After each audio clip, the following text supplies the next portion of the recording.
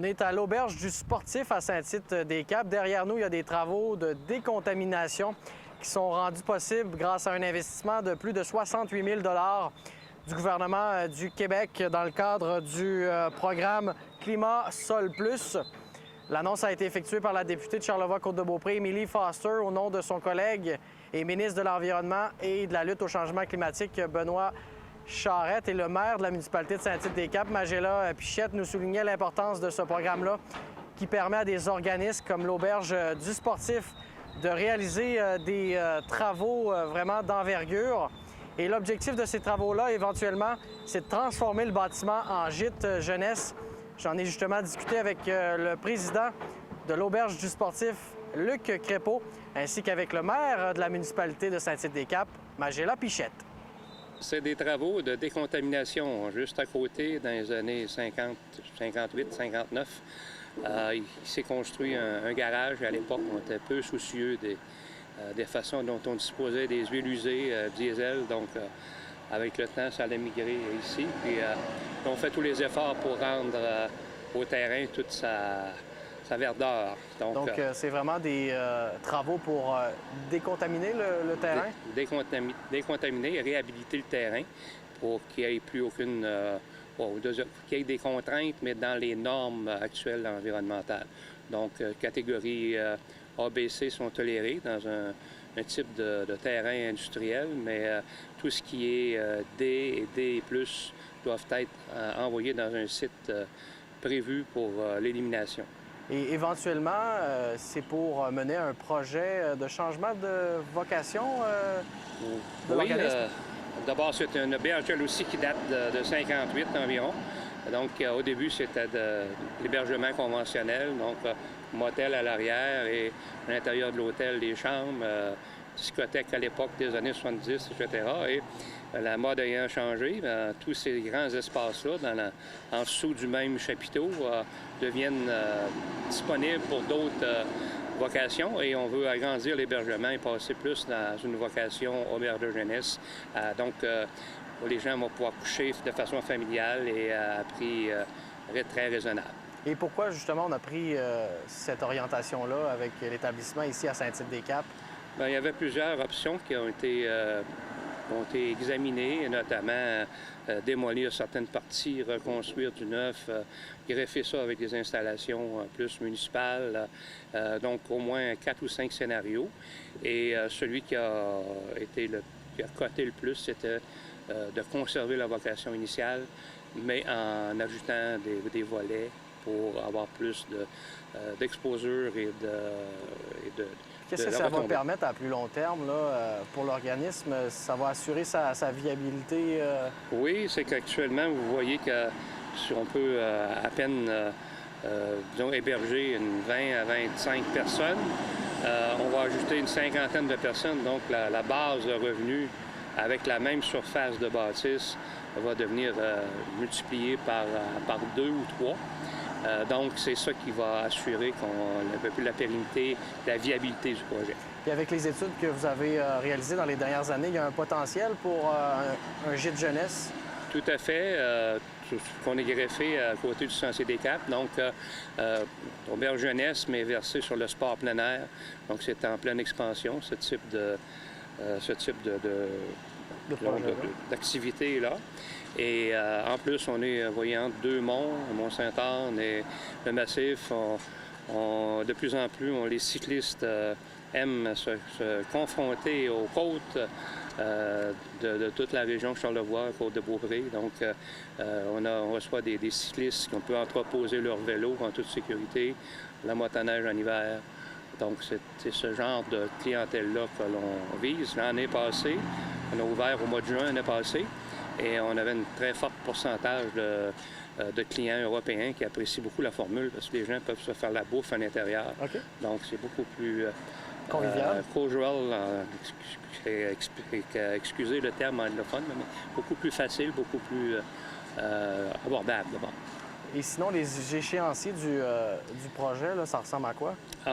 D'ailleurs, on a fait les premières phases, donc l'achat en 2018. Après ça, il y a eu les étapes de mise à niveau, ouverture après ça. Et là, on est en train de faire la réhabilitation. Et après ça, il y aura un investissement plus majeur dans un deuxième temps. On est à la recherche aussi du financement. Et c'est sûr que tout le financement va pouvoir se faire si on est décontaminé, parce qu'il n'y a pas beaucoup d'institutions qui sont prêteuses dans des terrains qui sont contaminés. Puis sinon, est-ce que c'est un projet qu'on a travaillé en collaboration avec la municipalité de Saint-Tite-des-Caps? Oui, originalement, la municipalité était à la source de l'initiative pour trouver une vocation et faire un genre d'étude de marché, d'étude de développement qui a été financée par la municipalité. Et c'est ça qui est à l'origine du projet. Donc, en résumé, la nouvelle orientation là, de l'auberge ici, c'est porteur pour l'organisme?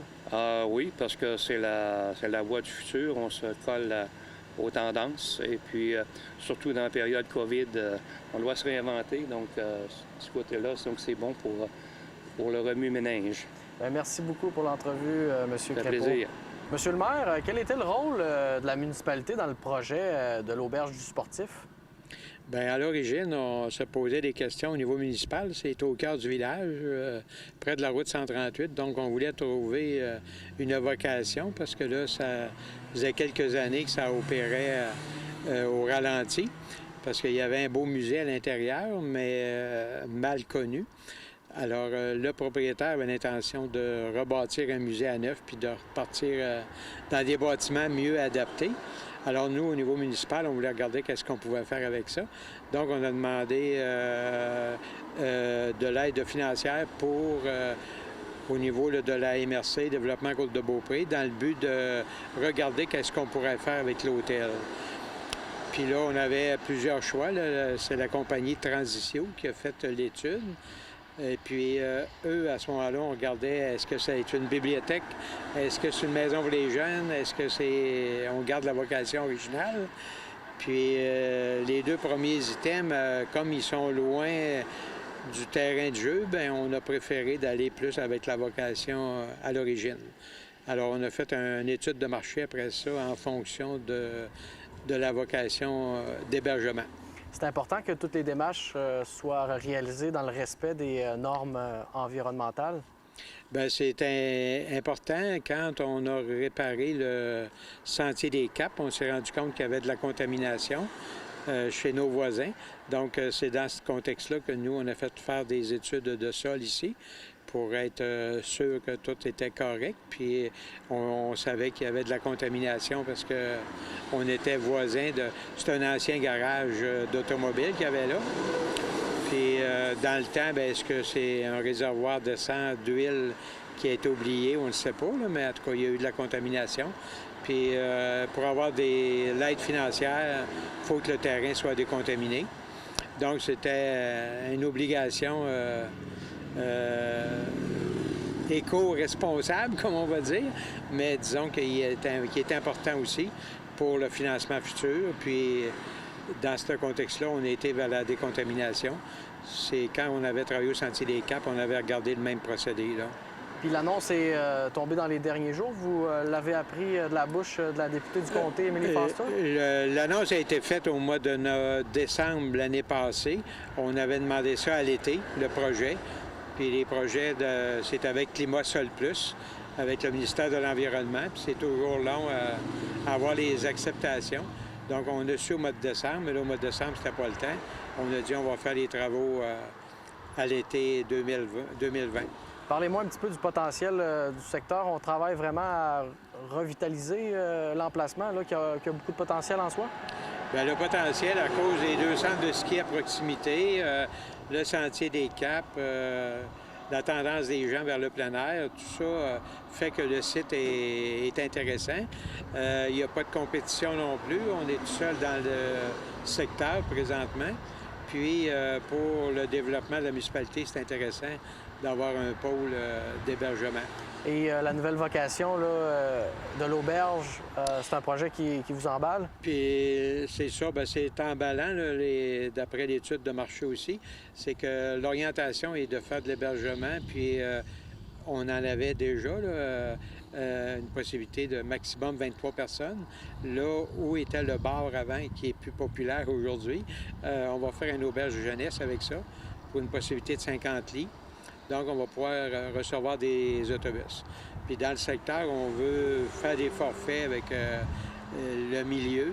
On a le canyon de Sainte-Anne, la réserve faunique de Saint-Joachim, le musée de la nature qui va ouvrir en septembre. Donc, les 2 centres de ski, le Sentier des Caps. Donc, il y a du potentiel pour notre secteur. C'est vraiment des aménagements qui viennent répondre à un besoin là, qui avait été exprimé? Bien, c'est un besoin au niveau municipal de valoriser ce terrain-là aussi, là, parce que c'est l'entrée du village, puis d'améliorer le look aussi. Avec le temps, on va rénover. Alors, les priorités, ça a été l'achat. Alors, avec le fonds éolien, on a eu une aide financière pour procéder à l'achat. On a amélioré les lits qu'il y avait de présent sur le lieu. On a fait faire des plans d'architecte pour garder la vocation future. Puis là, on est à l'étape de décontaminer. Puis après ça, on va aller d'avant avec la finition du projet. Donc, vous allez suivre les dernières étapes, là, Oui, 2020-2021, ça devrait être complet, mais les gens qui viennent actuellement trouvent le milieu intéressant à l'accueil présentement. Là. On est coté à peu près 9,4 par les touristes qui viennent nous visiter. Là. Monsieur Pichette, merci beaucoup pour l'entrevue. Merci.